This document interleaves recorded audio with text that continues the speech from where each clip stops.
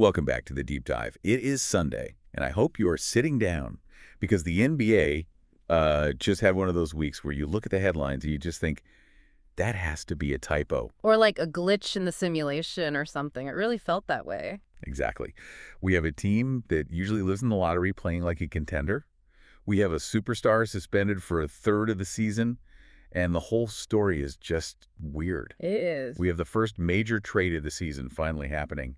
And speaking of which, we have a game from my Bulls that just, it completely defies the laws of physics. It's been a chaotic week, but that's what we're here for, right? To kind of cut through the noise and figure out what is actually going on. So here's our mission today. We've pulled the stats, the reports, the tape, everything. First, we are going to look at the Charlotte Hornets. And I'm going to say this clearly. The data suggests they might be one of the most dangerous teams in the league right now. The numbers are staggering. It's not just hype. We'll get to it. Then we have to talk about Philly. Paul George suspended 25 games. We need to parse through the fishy details of that whole thing and what it means for them. Yeah, it's a really complex situation with league policy and, mental health. We got to untangle that. And then finally, we got to talk about the trade market cracking open and why, as a Bulls fan, I'm actually happy. And we'll wrap up with just the weirdest, scrappiest game of the year. The Hospital Bulls versus the Miami Heat. Let's dive in. Let's do it. Okay, let's start in Charlotte. So the headline everyone saw was Hornets over Spurs, 111-106. Nice win. But you sent me a note. You said, look, if we only focus on that one game, we're totally missing the point. Right. Because in the NBA, anyone can win one game. Any team can get hot for a night. But what's happening in Charlotte isn't a hot streak. It's a trend. If you zoom out, look at the last 20 games. The Charlotte Hornets have the second best net rating in the entire NBA. Okay, hold on. For anyone listening who doesn't, live inside a spreadsheet, what does net rating actually mean? Break that down. Sure. So net rating is basically the simplest way to measure dominance. It's how many points you score per 100 possessions minus how many points you give up. So if you have a big positive number, you're not just winning, you're blowing teams out. And Charlotte's is second best. Over the last 20 games, only one team in the league has been better. That is just wild. For a team we usually associate with, well, not this. Where is it coming from? Is it offense? Defense? It's both, but the offense is, historically good right now. In that same 20-game stretch, they're number one in offensive rating. Number one in the entire league. Yeah. Ahead of Boston, ahead of OKC. And then on defense, they're 8th. So they're a top 10 team on both ends of the floor. And top 10 on both sides is usually the mark of a real contender, not some fun underdog story. So what changed? Did they find some magic play? No magic plays, just availability. It's all about health. We are finally seeing what it looks like when LaMelo Ball and Brandon Miller are on the court together for a sustained period. Right. We've been wondering about that for years. Exactly. And now we see it. You've got LaMelo's elite vision in passing with Miller's, just versatile scoring. It just breaks a defense because you can't trap LaMelo anymore. There's always another threat. That makes sense. You can't double both of them.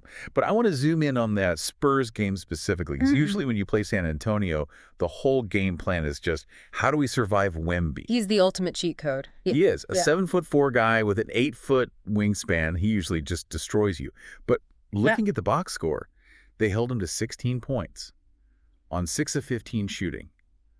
That's a quiet night for him. How'd they do it? 2 words.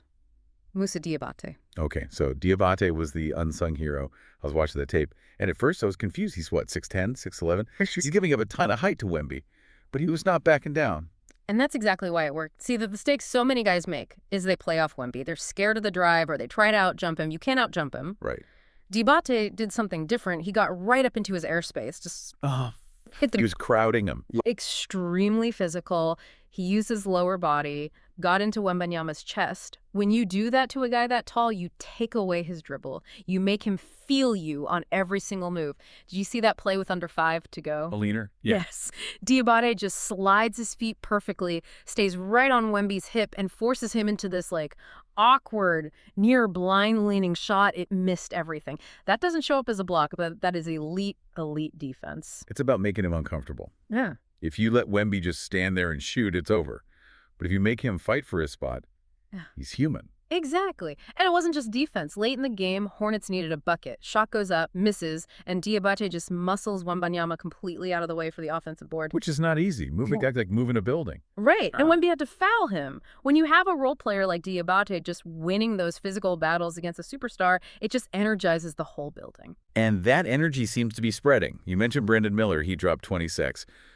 But there's this specific lineup I keep seeing online. They're calling them the Killer Bees. It's the Killer Bees, yeah. It's LaMelo, Brandon Miller, Miles Bridges, and Musa Diabate. Okay, fun nickname.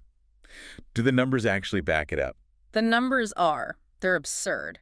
That four-man group has a net rating of plus 35 per 100 possessions. Plus 35. That's not a basketball stat. That's a typo. It is video game stuff. Whenever those four are on the floor, they are just obliterating their opponents. And I think that really speaks to the job head coach Charles Lee has done. That's a great point. Because remember, earlier this season, the narrative around him was a little shaky. It was. People were questioning his rotations. Remember, he brought LaMelo off the bench for a bit. There were whispers about, is he the right fit for this team? Oh, winning cures all that. It really does. There was a clip from the locker room after the Spurs win, and you see the players just mobbing him, chest bumping him. They are fully bought in. This isn't just a fun story anymore. They're playing like a real playoff threat that could actually scare somebody in the first round. It is an amazing story. Which brings us to a much more confusing story. The situation in Philadelphia. Yeah. So the breaking news. Sixers star Paul George suspended for 25 games for violating the league's anti-drug program. That takes him out until pretty much the end of March. March 25th is his first day back. We have to unpack the why here. Because this statement from George and all the reporting, it's really complicated. He said he mistakenly took an improper medication. Correct. And the context he added was that this medication was for a mental health-related issue. And this is where the internet just exploded. Yeah. Because you have a lot of people, a lot of analysts looking at this and just raising an eyebrow. The word fishy keeps coming up. Why is everyone so skeptical? Well, the skepticism comes from this, conflict between the league's public stance and its actual policy, right? The NBA has spent years championing mental health. You've got guys like DeMar DeRozan, Kevin Love. They're pioneers. So the public thinks, well, if a player needs mental health medication, shouldn't the league make an exception? Right. Like a TUE, a therapeutic use exemption. You see it in the Olympics. If you have asthma, you can use an inhaler. You just need the paperwork. Exactly. So the critics are basically arguing, if this was a standard approved mental health medication, why wasn't there an exemption? The fact that it triggered a 25-game ban suggests to a lot of people that the substance must be on the strictly prohibited list, maybe something that could be seen as a performance enhancer, regardless of why he took it. Which brings us to strict liability. Can you explain that? Because I think a lot of people assume if it was an honest mistake, the punishment wouldn't be so harsh. So in the NBA's policy, strict liability basically means you are responsible for whatever's in your body, period. It doesn't matter if you didn't know, or a doctor made a mistake, or you bought a bad supplement. If a banned substance shows up, you're on the hook. Intent doesn't factor into it. So even if you believe Paul George 100%, that he took something for anxiety and had no idea it was banned, the league's hands are kind of tied. Essentially, yes. The policy is designed that way to stop players from just claiming ignorance every single time. It's harsh, but it's the standard. It's a brutal blow for Philly. They're 6th in the East. They lose their 3rd star for this huge stretch. The first reaction is just, well, season's over. You'd think so. But did you happen to watch Joel Embiid against the Pelicans? Oh, I saw it. And it looked like he was taking all of that frustration out on the rim. It was vintage Embiid. 40 points. But the box score doesn't even tell the story. It was the physical dominance. He just looked huge. I don't know how else to put it. He did. He was playing against guys like Yves Missy, who are good athletes, but they're giving up like 40 or 50 pounds to Embiid. There was one play, Embiid caught it at the elbow, turned, and just discarded the defender. Yeah. Like a senior playing against a freshman. Just rose up over him like he wasn't there. And that's the silver lining for Philly. If you get this version of Embiid, angry, overwhelming, efficient, they have a floor. They're not just going to fall off a cliff. But he can't do it all by himself. We know that. Who else has to step up? It puts a massive spotlight on two guys. Tyrese Maxey, of course, but also the rookie, VJ Edgecombe. Edgecombe's been so good. He really has. For a rookie to get thrown into this kind of role on a team with expectations, it's rare. He's been playing great. And now he's not just a nice piece, he's essential. He and Maxey have to carry that perimeter load. It's a trial by fire for the kid, but if they can just tread water, just go 0.5 zeros until he gets back, maybe they're okay. That's the hope. Now, speaking of hope and changes, we have to talk about the other huge story. The first real trade dominoes fell. The Kings, the Cavs, and my Chicago Bulls. The floodgates are open. And I have to say, as a Bulls fan, I am breathing a sigh of relief. Really? Even though it leaves your roster pretty bare in the short term. Absolutely. Because for years, the Bulls have been stuck in the middle. Basketball, purgatory, too good for a top pick, too bad to win a playoff series. This trade, it finally signals a direction. It's a clear pivot. The Kings and Cavs, they're loading up. They think they can make a run right now. And the Bulls needed to stop pretending. By making this move, they're finally handing the keys to the young guys. They're saying, okay, let's see what we actually have here. It clears the runway. It's a logical move. Yeah. But it does lead to some short-term pain, or at least some very, very strange games. Short-term pain is a nice way of putting it. This leads us right to the game against the Miami Heat. Because of the trade and injuries, the roster we put on the floor was, well, let's just call it experimental. I knew we weren't getting through this without a Bulls fan segment. Yeah, I have to take my wins where I can get them. Yeah. And this weekend, the Bulls did something I still can't explain. They beat the Miami Heat, 125-118. On paper, that result makes zero sense. Zero. Let's just list who was out for Chicago. No Josh Giddey, no Kobe White, no Nikola Vucevic, no Jalen Smith. You were starting Patrick Williams at center? We called them the Hospital Bulls. Yeah. It was basically Ayo Dosunmu and a bunch of guys who probably had to introduce themselves in the layup line. And they put up 125 on Heat culture. How? I watched the whole game and I'm still not sure. How does that happen against a Spoelstra team? Well, to give the Bulls credit, they played with incredible energy. But from the Miami side, the effort just wasn't there at all. They weren't crashing the boards. They were slow on closeouts. It was a classic trap game. They looked at the Bulls roster and just assumed they could show up and win. And the Bulls made them pay. And I have to give a huge shout out to Ayo Dosunmu. He was phenomenal. With everyone else out, Ayo just went into full takeover mode. There was that stretch in the fourth where he scored, 13 straight points for the team? He completely controlled the game. Did you see the move he put on Norman Powell? The in-and-out cross? Yes. Hit it with that nasty in and out, put power in a blender, and got to the rim. Then a few plays later, he pulls up from 28 feet and just drills it. It was like he leveled up right in front of our eyes. That's impressive stuff. And it wasn't just him. The rookie, Matas Buzelis, he stepped up too. Now, Matas had let's call it a learning experience handling the ball. 9 turnovers is a little more than a learning experience. That's rough. It was messy.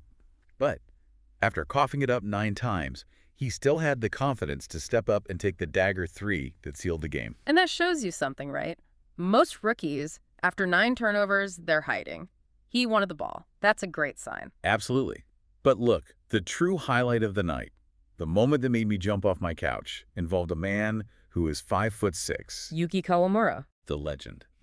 Yuki Kawamura checks into the game and wins a jump ball. It was the single best moment of the entire NBA weekend. Describe it for the people who missed it. So there's a tie-up. Ref calls for a jump ball. On one side, you have a normal-sized NBA player. On the other, you have Yuki Kawamura, one of the shortest players in the league. He just times the jump perfectly, tips it to his teammate, and the whole arena just goes nuts. It's just pure joy. You can't not smile watching that. And honestly, this win kind of highlights this really weird dynamic this season with tanking. How do you mean? Well, you look at a team like Memphis. All the reporting out of there is that the front office is thrilled to be losing. They're all in on the tank. They want that top draft pick. Yeah, I saw reporters for the team basically cheering after they lost. Exactly. But then you have the Bulls. Logic says they should lose now. It helps their draft odds. But the actual players on the floor, Ayo, Buzelis, those guys, they don't care about draft picks. They're fighting for their careers. It's the paradox of the tank, right? Yeah. Sometimes those teams are the hardest to play against because the guys are playing with nothing to lose. Right. Miami walked in expecting an easy night, and they ran into a bunch of young guys trying to prove they belong, and you get chaotic, fun basketball. And I am here for that chaos, Mm-hmm. especially when it ends with a W for Chicago. Enjoy it. I will. So let's recap. We have the Hornets, who are statistically the best offense in the league right now, powered by those killer bees. A legitimate threat in the East, no joke. We've got the Sixers facing a huge crisis with the Paul George suspension and just hoping vintage Joel Embiid can save their season. A true test of their depth. And we have the Bulls finally picking a direction and immediately showing that sometimes heart can beat talent when talent doesn't show up. A perfect snapshot of a wild week. Before we go, I want to circle back to Philly one last time. We talked about all the doom and gloom, but is there another way to look at this? I think there is a provocative thought to leave you with. We assume the suspension is a total disaster, but think about the timing. Paul George comes back on March 25th. That is right before the playoffs. So he'll be fresh. He'll be physically fresh, yeah. No wear and tear. But more importantly, look at everyone else. For the next 25 games, Tyrese Maxey and VJ Edgecombe have to be the guys. They have to grow up fast. They have to take the big shots. They get battle tested. Exactly. So if the Sixers can just survive this, they get a fresh Paul George back, rejoining a team where the supporting cast is way more confident and developed than they would have been otherwise. I mean, it's a huge risk. But could this suspension accidentally be the thing that forges the depth Philly needs to finally make a real run? That is a fascinating way to look at it. Sometimes you need a crisis to forge a team. We'll see if they harden or if they just crumble. We certainly will. Thank you for listening. Please comment, like, subscribe if you're on YouTube. Spotify, please leave 5-star review. It will help the channel grow. Until next time, please check our previous episodes.